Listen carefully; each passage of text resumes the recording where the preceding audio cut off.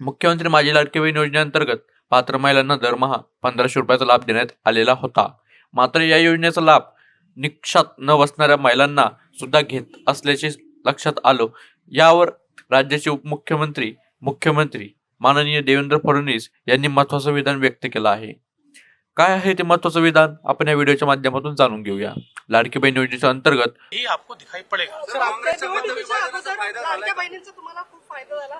त्यानंतर तुम्ही आता लाडक्या बहिणींचे हे ते मागे येत आहेत, त्यातल्या लाडक्या बहिणींना पैसे परत द्यावे लागतात. त्यावरती काय निकष त्यावरती आता चारचाकी गाडीचा एक निकष आलेला आहे त्याच्यावर.